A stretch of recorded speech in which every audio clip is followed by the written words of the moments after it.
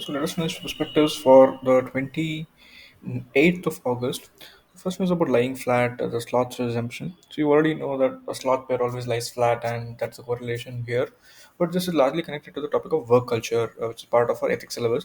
So what is happening is the members of the lying flat movement reject the intense work culture in China. So what happens? China in the race to become superpower, is having such an intense work culture, trying to achieve more by doing more. It's good in one positive sense, but this is having a kind of negative impact psychologically, even physically, mentally on their people. This is a kind of negative impact on work culture, you can say. The members of the lying flat movement reject the intense work culture in China as well as the social expectations to have a spouse and children. So this is general social expectation which has been created around so the Chinese millennials are discovering that work is a false ideal.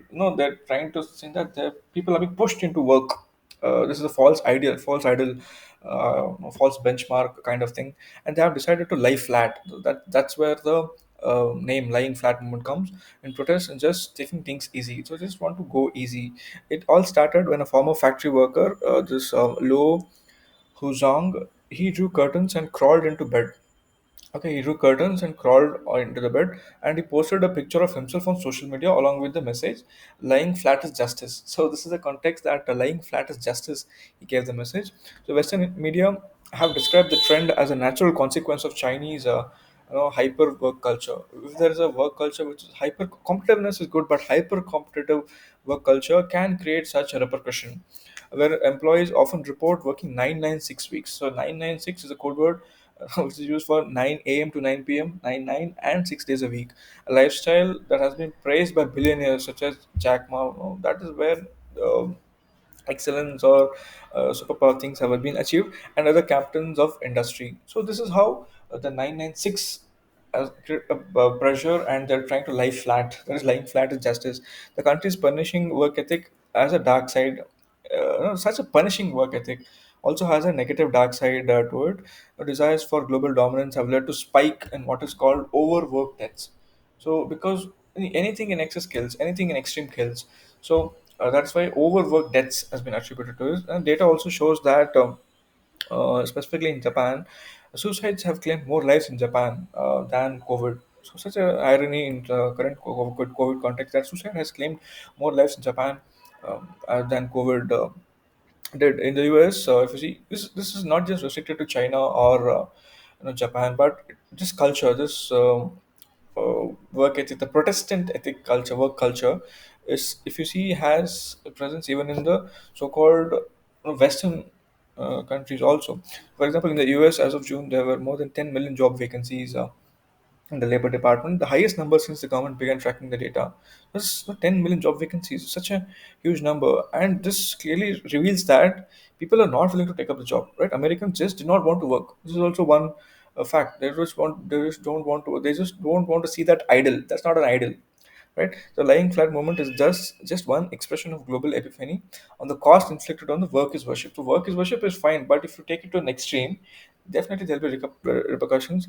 The principle of workers' worship can have on the principle, the body and mind. So global capitalism has responded candidly by linking the rest to enhance productivity, right? So see, capitalism is all about money. So they link even rest to productivity, right? Taking rest, they tell, is necessary to enhance productivity. So this is the equation they draw. Taking rest is equal to productivity for them because you can come back and work better.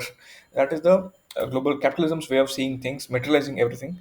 So the Premium Friday initiative, right? For example, in the Premium Friday initiative in Japan, they send employees home at 3 p.m. So they send them early because they come back and work better. So such breaks are necessary, but capitalism sees break in terms of enhanced productivity. The perspective of seeing break, that must be understood. Interestingly, the lying flat movement advocates leisure for leisure's sake. Here, lying flat movement is trying to tell that you take leisure for the sake of taking leisure, right? Not for some kind of improvement productivity or take break. In that sense, you have to see leisure for leisure's sake. Okay, don't mistake it with some kind of productivity or equate it with something else. In India, where snoozing and sarkari in India, if you see India's work culture, you can see people sleeping in the office itself. Sarkari office are almost synonymous, right? This aspect of sleeping in the office, snoozing in the office has always been appreciated some appreciate the wisdom of leisure. So we can always see in the government offices. Moreover, human beings, we have always forgotten that some of the greatest inventions in history, if you go back and look into major inventions in history, all these have taken place in the time of leisure, that people are spending their free time. That's it. For example, Archimedes changed the fate of physics while relaxing in a bath. So that's where the Archimedes principle came up. That Archimedes changed the fate of physics while relaxing in a bath. While Newton discovered gravity sitting under the apple tree, right? So this was how leisure can also lead to invention. So we must see leisure for the sake of leisure only. So being slothful is not always sinful. So this we must understand that being laid back can obviously not mean something derogatory or seeing it as a sin, right? So this is a topic on work culture, connecting it to work culture in the offices. Obviously, in office you work productively. Productivity is definitely important in office, and efficiency is definitely important. But the idea here is the overemphasis on work culture. The converting man into a machine, that aspect needs to be underemphasized. Okay, so moving next is the falling back on caste census. So caste census is again back into news because there's a growing demand for caste census in the country. So we are falling back on caste census yet again. So we're reading many articles on caste census. How desirable is caste census? And we know that caste is a reality in India. So many political parties have pushed for a caste census. This is not a simple matter to be decided in a haste. Okay, since it can threaten the unity and integrity of the nation. So history has shown us that British have divided the entire nation based on caste, and they were able to rule over us easily. So caste is such a divisive agenda. So last caste census was done in 1931. So also, if you see after that, we have not done caste census post independence, but all of our reservation policies are based on the caste. For example, we give reservation to OBCs, that's caste, SCs, scheduled caste. Okay, so Home Minister Sardar Patel, he rightly rejected this aspect of caste, that caste census could disturb the social fabric of the country. So this was the argument put forward by Sardar Vallabhbhai Patel in 1951 when they rejected the caste census, that it would disturb the social fabric of the country. So, but it is ironic that politicians who follow the paths of intellectuals like Jayaprakash Narayan and Dr. Ram Manohar Lohia are raising their voices in favor of caste census. Even the truth is that both the leaders were strongly against it. So even the present regime or the leaders, whoever are there, so Ram Manohar Lohia and Jayaprakash Narayan, they openly criticize the caste system. So they believe that casteism would be a hindrance to development of India. So definitely caste can act as a hindrance in the development of India. Loknayak Jayaprakash Narayan considered social revolution truly important in the Sat Kranti and always propagated that caste system should be abolished by eradicating the discrimination based on caste. So this evil of caste system needs to be abolished. And so Gandhi tried to reform the caste system. Along with Jayaprakash Narayan, along with this, Jayaprakash Narayan had the slogan, leave the caste, break the sacred thread, and connect human to human. There has to be human connection. See, we must not be having that illusion or layers in our mind about being artificially divided based on caste. So, this we must see, stop looking at others from that caste lens, right? Connect human to human. Dr. Lohia also believed caste to be a symbol of orthodox forces that promote inertia. Orthodoxy promotes inertia to some extent, status quoism. Such things are associated with the caste system. Bhimrao Ambedkar also said that he was an opponent of casteism, and in fact, Ambedkar also mentioned that casteism, thrives in rural India the most because of the patriarchal, old, traditional, orthodox mindset present there. He was an opponent of casteism and used to say that casteism cannot increase efficiency and neither can ethnicity promote race. Right? So ethnicity in terms of race and casteism caste. So ill effects of caste census would largely harm the Hindus. If you see, the caste census also has some ill effect. So we're talking about broadly what historical view on casteism is, but the caste census can have certain negative impact. Many great personalities such as Gandhiji, Vinoba Bhave, Pandit Deendayal Upadhyay have advocated social harmony by doing away with the evils of caste system. That's why Gandhi tried to reform untouchability present in the caste system. He equated the untouchables to Harijans so that the way society looks at Dalits would change. Social reformers believe that all-round development in India would be possible only by eliminating caste systems. So caste systems elimination would lead to overall development. All-round development is what social reformers believed back then in our freedom struggle, social reform movement also. So, divided society, what would a caste do?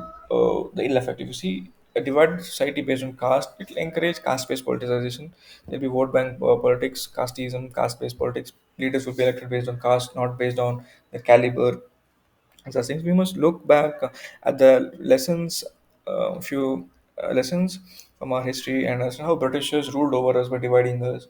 So, take some political leaders use this as a thing, and they divide the people based on caste, and they perpetuate their power cycle.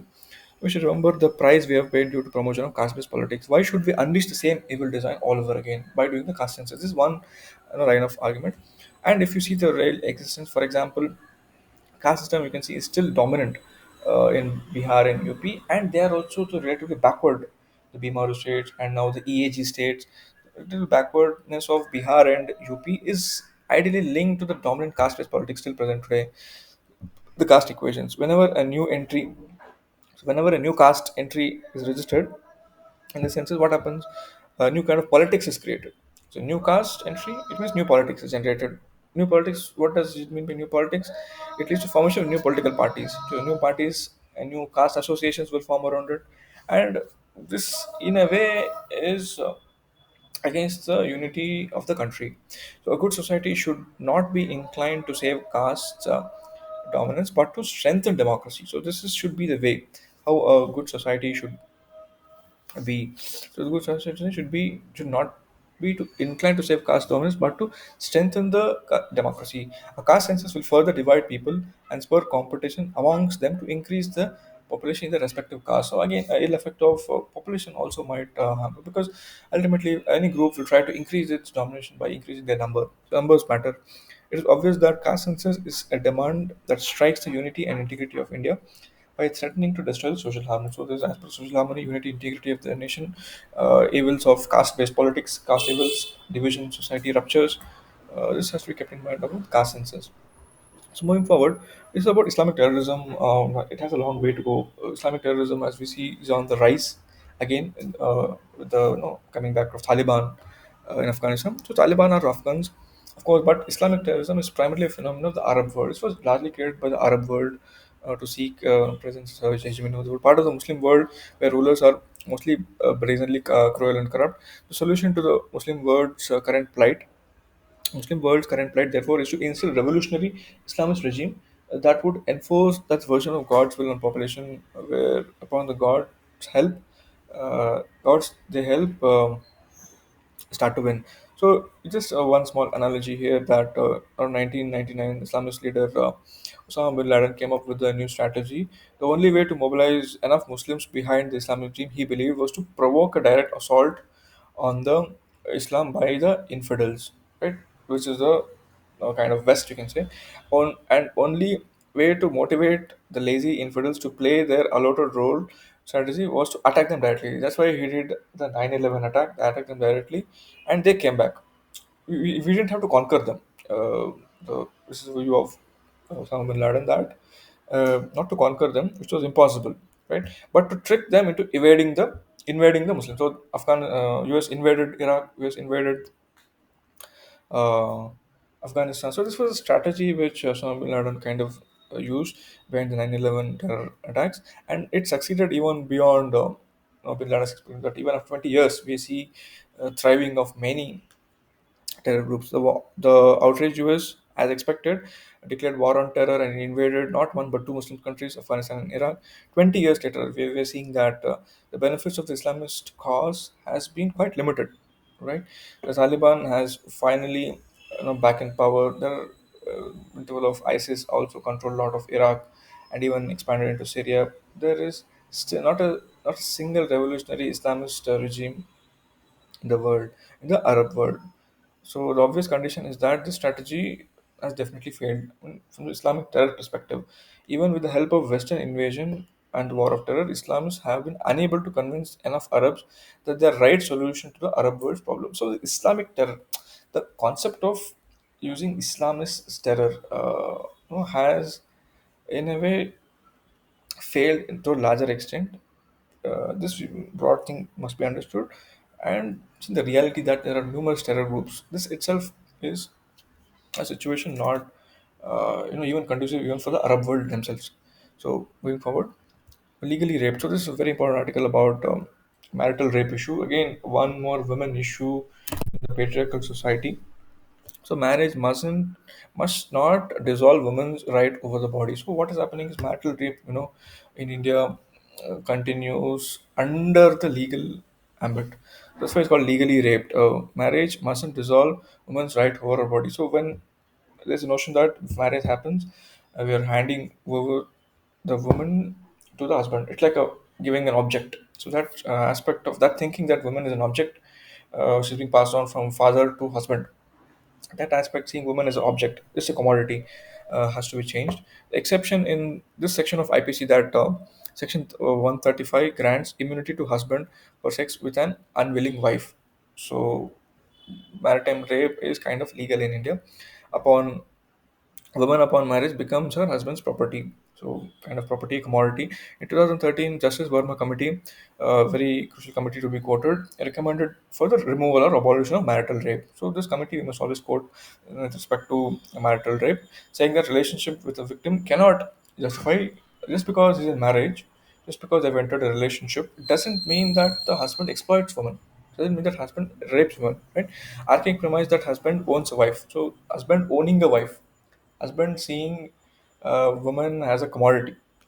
They shouldn't. They must be equal co-partners.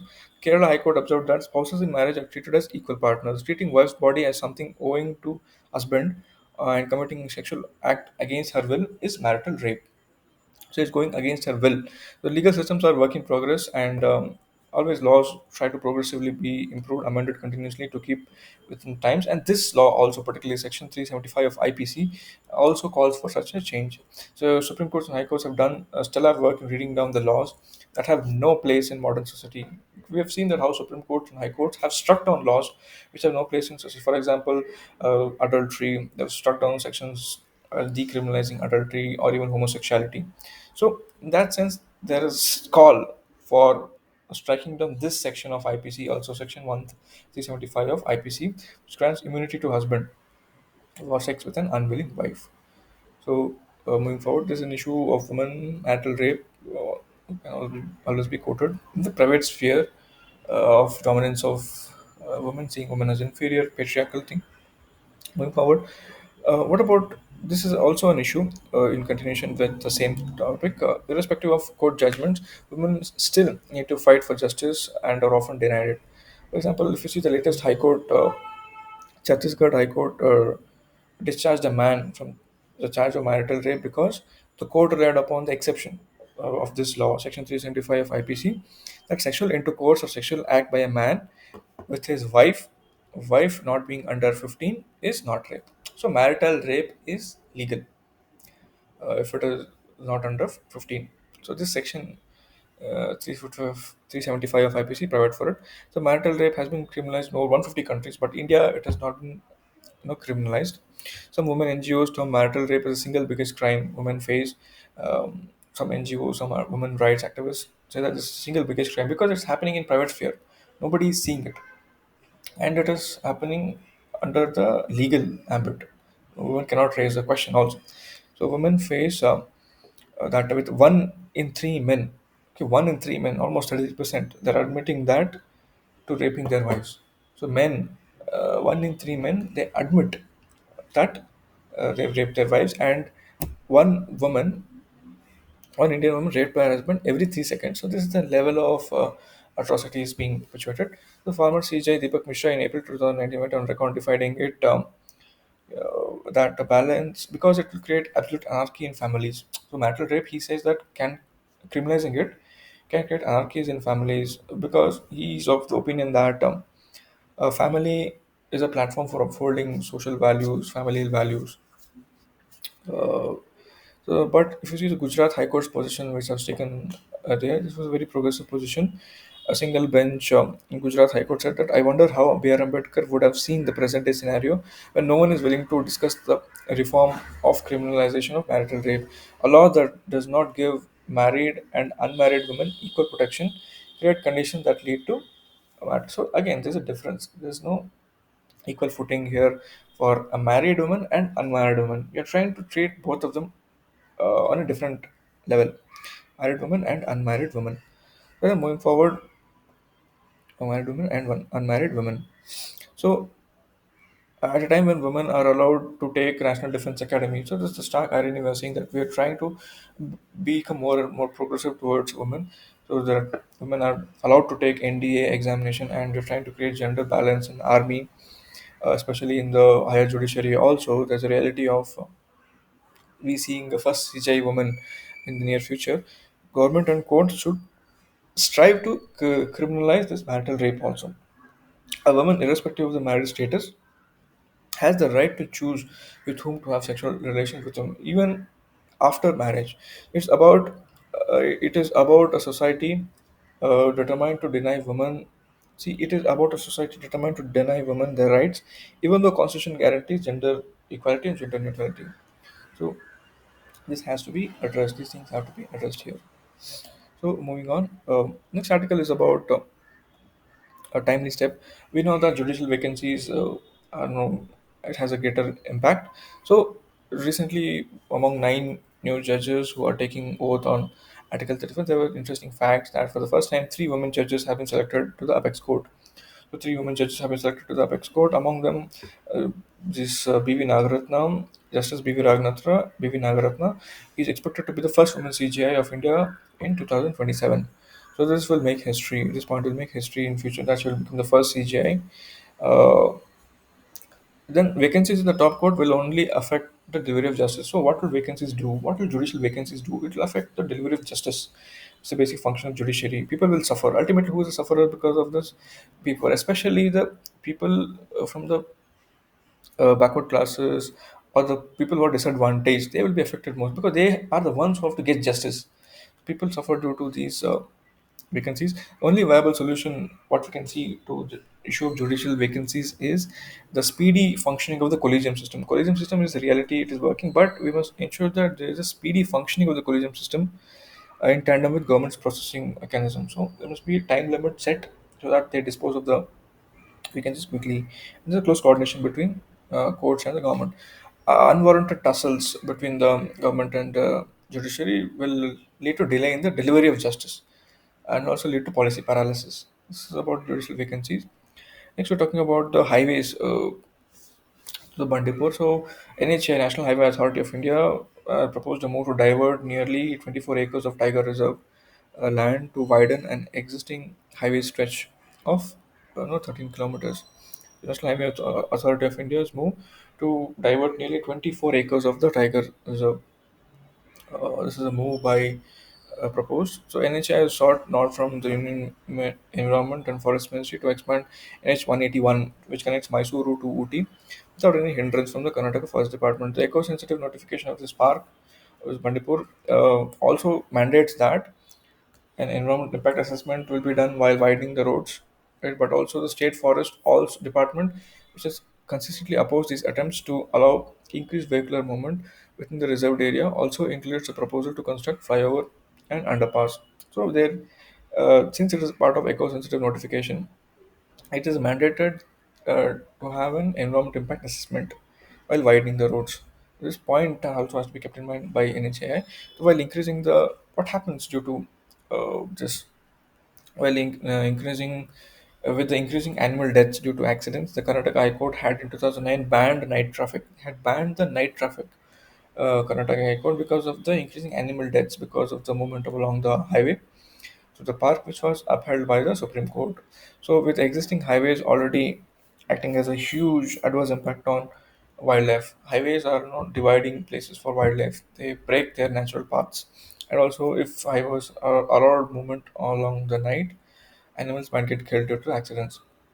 They obstruct the free movement of animals, higher mortality due to accidents, and even impacting the behavior of animals. So this has a negative impact on the behavior of animals because of light pollution, because of the sound pollution. So animals are sensitive to all such things, and their behavior might get affected. They might become more enraged. In addition to noise and air pollution, affecting the overall ecology of that region.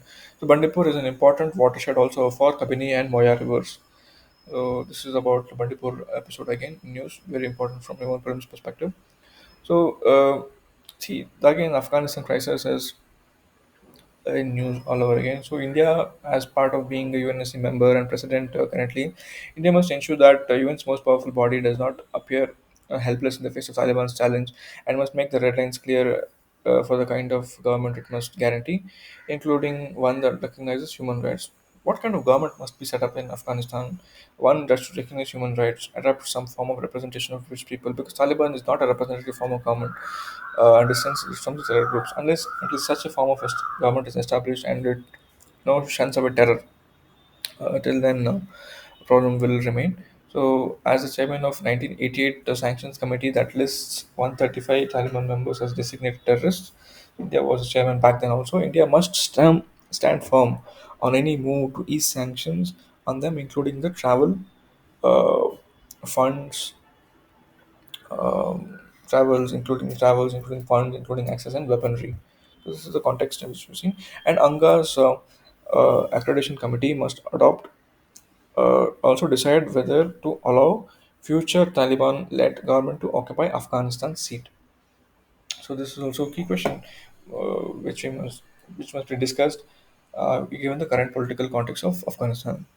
Next is about the filled to the nines. So this is about again Supreme Court vacancies being filled to nine vacancies they're trying to fill is welcome. This such a pace of appointment is welcome because, and also here it's important because of diversity and representation. As we saw, three women chief justice will be entering. It's a welcome sign of cooperation between judiciary and executive. President and India signs a warrant of appointment within 9 days. No, within days of the five-member collegium recommending these names. It includes three women and also a lawyer for elevation. The presence of three women and the fact that different high courts are getting representation. So not about the regional representation, regional wise high court, different high courts are getting representation. Um, Social wise also women are getting representation. So diversity of representation is very important here. The positive features and diversity should be there because of judiciary. After all, an opaque collegium system is sustained only by belief that it is a bulwark against executive intervention. It was, why collegium system is running because they want to isolate themselves from the interference from executive. So going forward, one would wish for fewer spells of impasse in judicial appointments, quicker processing of names, and greater consideration of social and religious considerations. So this should be the way forward. There must be greater consideration for social as well as a regional representation to make judiciary more inclusive, more diverse. So again, the terror has incident has happened. Attacks have shown this terror attack in the recent Kabul airport has shown that Taliban are not fully in control, right? Because some incidents are happening out of Taliban control. Also, President Joe Biden has pledged that America will hunt down these killers. At this moment, when US is rushing to acquit all Americans and it lasts remaining troops from Afghanistan, it's not clear how it will promise this hunting down. If India wishes to retain its long friendship with Afghan people, it should welcome those who seek refuge. India should embrace Afghan people who are really in distress. It's coming to the crude fact is about palm oil cultivation. Again, major development in news that India produced 93 lakh tons of vegetable oil against 85 of it and 70. So this is the current production level. But India imports, coming to the real thing, India imports 60%, or sometimes some people put it as even 75%, 60 to 75% of its vegetable oil requirement. So this much we import, and because of that we have to undergo a forex reserve of almost 10 to 11 billion dollars every year. So now in this context, the new national mission on edible oil, that's especially the palm oil component becomes important. The scheme aims to increase the total area under palm oil from the current 3.5 lakh hectares to 10 lakh hectares by 2025 26. The scheme, this is how it's trying to improve. The growers would be entitled to minimum viability uh, price for fresh fruit bunches production. So fresh fruit bunches is only when the oil will be ready. The focus on oil palm is not misplaced as it is a crop that can yield 20 to 25 tons of FFB fresh fruit bunches per hectare, translating into 4 to 5 tons of this thing.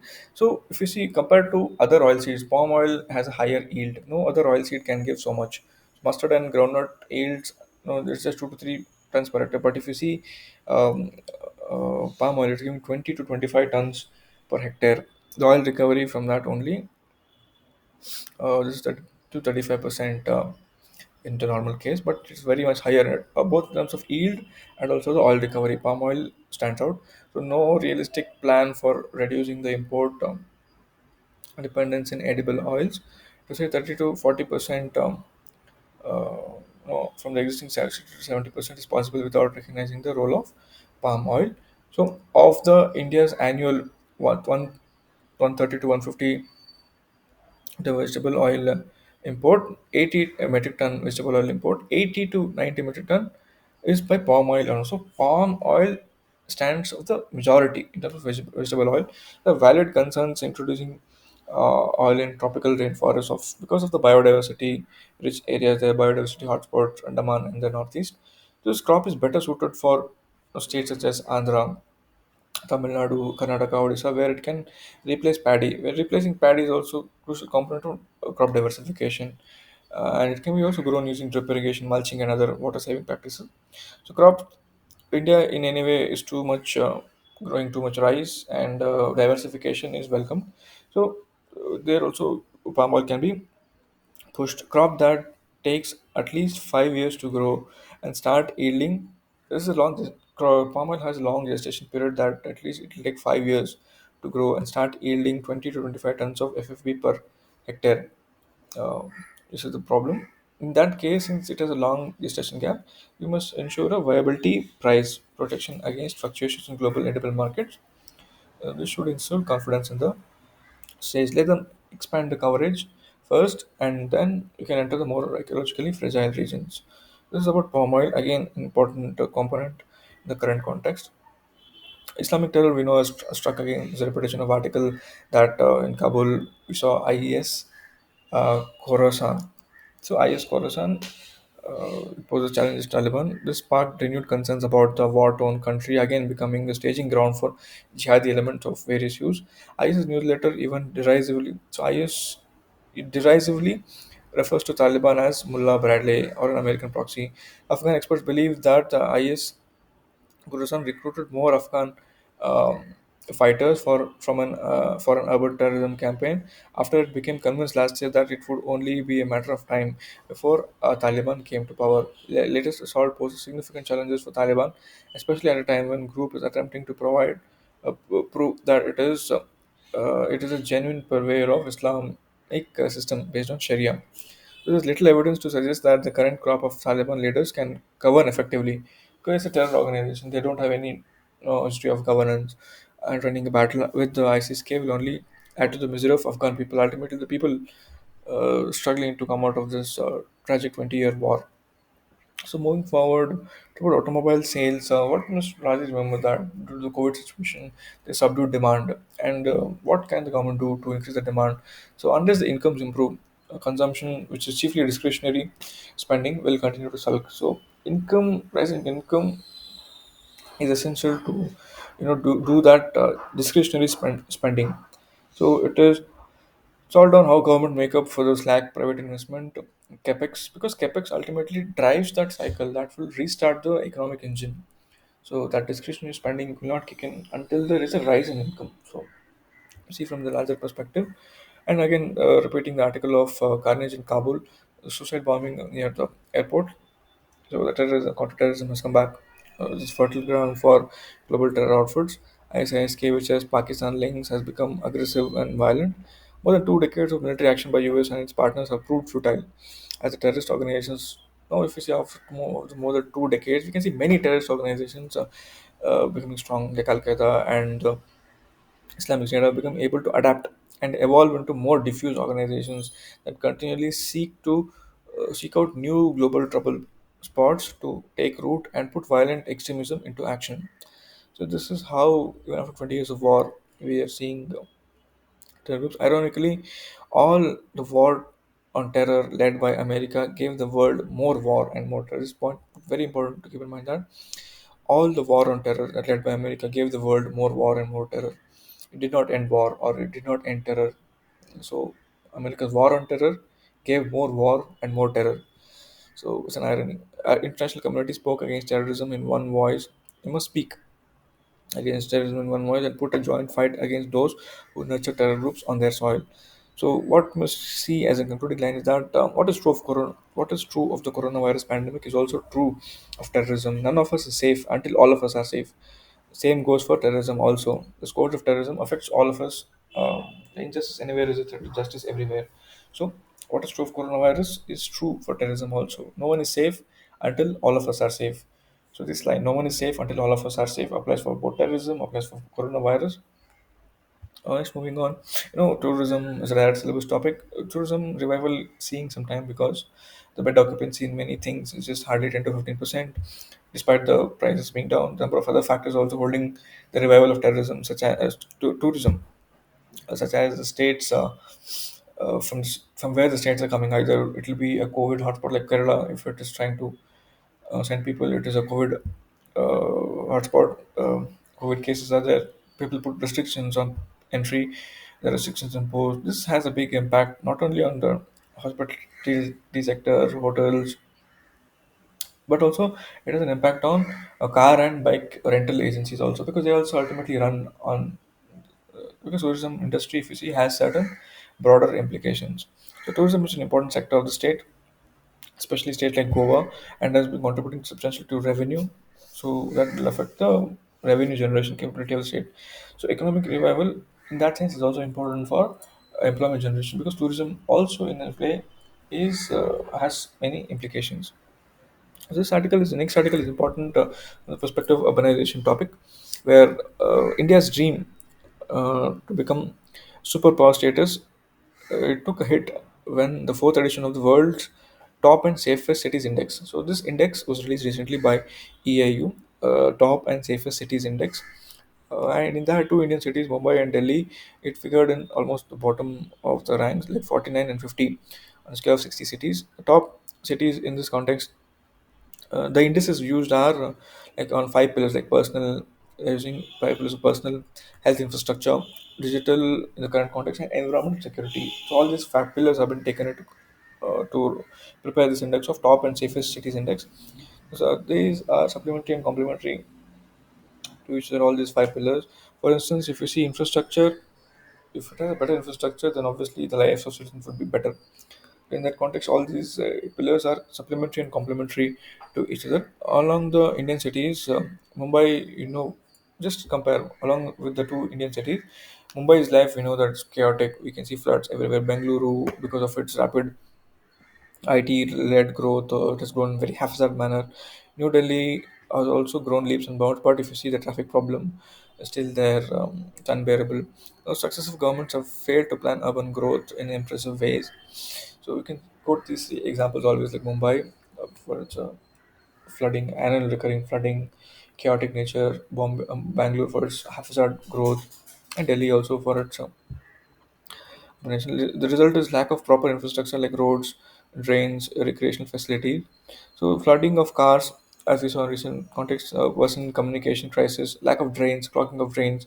This also creates a cycle of perpetuation of mosquito-led diseases. So, for example, if you see Singapore or Shanghai achieved in recent decades was due to leadership. So leadership is very crucial, especially Singapore. You can see how it grew from a city state. So it was also important with respect to Kuala Lumpur in Malaysia, Mahathir Mohamad. So India suffers from a leadership crisis. So in leadership should be given to able hands. Only when then cities can see that transformation, which has to be seen. So this is an important context uh, index which you can quote when it comes to urbanization. Top and safest cities index. So Indian cities lag at the bottom. Moving forward, again, this is a question article on national asset monetization pipeline to stop the sellout of national assets in the country. So this is a different perspective from the earlier articles which we read, that monetization plan is handing over public wealth to big businesses.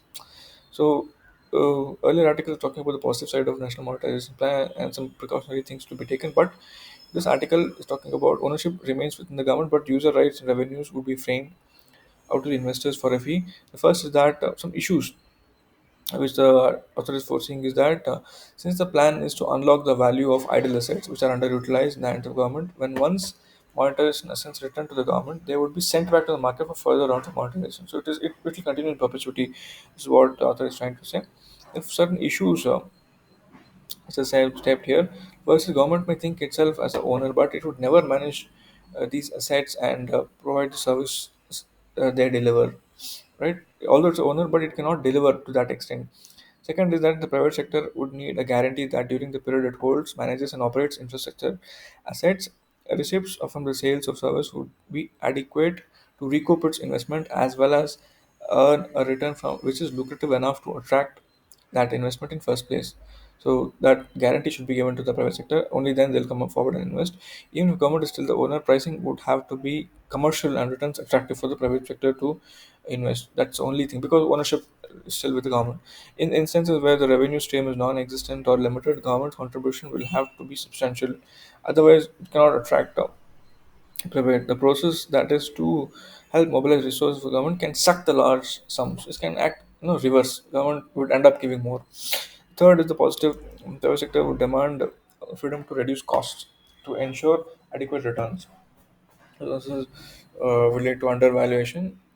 Almost among those costs would be labor costs, of which can involve wage cuts, addressment of both. So the role that public sector has played as a standard set of organized labor markets is likely to be undermined because of such thing. Because reduced cost retrenchment, it can work in a contrary way. There is clear little clarity on how government would ensure the private managers of assets would provide services of acceptable quality.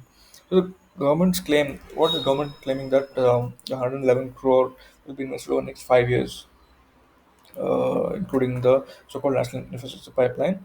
So this is just 6 lakh crore, which is just hardly 5%. So again, this is a very small number in that sense, funding the resources from national monetization pipeline to NIP. This is hardly 5%. In that way also this can be negated. So it's again an important dimension about national monetization pipeline in this series. Next, there's limitless possibilities that about the drone. This is about the drone relaxations. The government has notified the drone rules and with the aim to defining rules of private and commercial drone usage. PM Modi stated that new drone rules will tremendously help startups and youth working in this sector. It will open up new possibilities for innovation and business. So opening up this can have multiplier effect in terms of startup creation, in terms of youth working in sector, in terms of new possibilities of innovation and business. Ideas will flourish. It will help leverage India's strength in innovation, technology, engineering, and also help in making India a drone hub. So what are the some key ideas about the new rules are? The thrust of these new rules is to relax the existing system of multi requirements and approvals that are needed to operation of these drones. So there's some certain relaxation in terms of this. Various strict requirements from the previous operation framework, such as unique authorization number, unique prototype identification number, certification of manufacturing and airworthiness, certificate of conformance, certificate of maintenance, student remote pilot license, drone port authorization. All these have been abolished. All such requirements have been abolished. So the new rules also classify drones unmanned craft into five new weight categories ranging from nano unmanned crafts weighing less than 2 kgs to large drones and heavier crafts that weigh over 150 kg. So this is a classification based on weight. Coverage of these drone rules have been also expanded from 300 kg to 500 kg. Again, a factual detail, a move that would not allow not for heavy payload carrying drones, but even potentially air drone or air taxi. So in future, so interactive airspace map will also available soon. So in that interactive airspace map, areas will be demarcated green, yellow. So no permission is required for operation of drones in green zone. This we must know that there is no permission required for operation of drones in green zone. A change in regard to these zones is that yellow zone around airports. So they've done some change in yellow zone. So yellow zone around airports have been relaxed from a previous 45 kilometers from airport earlier, but now it is only 12 kilometers. So this relaxation has been done. And then there is digital sky platform that would be utilized for online registration and deregistration of drones. A foreign ownership has been allowed in this context. So drone attack. Just remember the context here that drone attack took place in the Indian Air Force base in Kashmir. So Ministry of Civil Aviation stated that a whole host of security features that no permission, no takeoff system, real time tracking beacon geofencing would be notified in the future with a minimum 6 months lead time for compliance. So any import of drones is still regulated in the Director General of Foreign Trade. Finally, most significantly, restrictions on beyond visual line of duty. So this is still there. Restrictions on beyond visual line of sight. So this BVLOS, beyond visual line of sight operations, have still not been lifted because of the potential security concerns. The inclusion of even heavier drones and unarmed crafts in these rules would allow for commercial use of heavy payload carrying drones and unmanned crafts could be used for deliveries. So that is the advantage of BVLOS. The new drone rules raise the possibility that one day air taxis would be usable in a way that could reduce. If air taxis come up, just imagine that all the roads would get closed. The problem of traffic, air pollution can also be solved, and pollution in the cities can be solved. One prominent area where these rules have not been relaxed, and that is the usage of drones in BVLOS operations. So this is significant because BVLOS, that is beyond visual line of sight, BVLOS drones open up a host of commercial and life-saving opportunities. For example, a prominent example of this is the using BVLOS drones for easing the last-mile delivery of vital shipments such as medicines in the areas where regular deliveries are otherwise harder or slower to make. So, in such remote areas, BVLOS can help. For example, it could revolutionize the delivery of vital medicines in times of natural disasters or pandemics, or simply make it easier to make quick deliveries in dense urban settings. So, that was the advantage of BVLOS. The potential of misuse of BVLOS is the reason why still government has not relaxed it. This is about important article about uh, uh, drones. And moving forward, recently, as part of science and tech development, Indian researchers have discovered three massive super black holes from three galaxies merging together to form a triple active galactic nucleus. So it's a compact region at the center of the newly discovered a galaxy that has much higher than normal luminosity. Is Generally, what we must know is that supermassive black holes are difficult to detect because they do not emit any light. That's why they're very hard to detect. They suck up everything, and then when the dust and gas from the surrounding areas fall on the supermassive black hole, some of the mass is swallowed by the black hole, but some of it gets converted into energy and it's emitted in the form of radiation. That's how we can be able to see them only when surrounding objects fall on it. This makes black hole appear very luminous. This has been observed. They are called active galactic nuclei and release huge amounts of ionized particles, energy from galaxy and its environment. According to the researchers, a major factor impacting uh, galaxy evolution is galaxy interactions, which happen when galaxies move close to each other and exert tremendous gravitational forces on each other. So during such galaxy interactions, the respective supermassive black holes can get near each other. So black holes are one of the most mysterious phenomena in the universe, so dense that nothing can escape their gravitational pull, not even light, which renders them invisible. Again, the previous question dimension, but this observation that they have observed a triple active galactic nucleus becomes important. They have observed from the merging of three galaxies.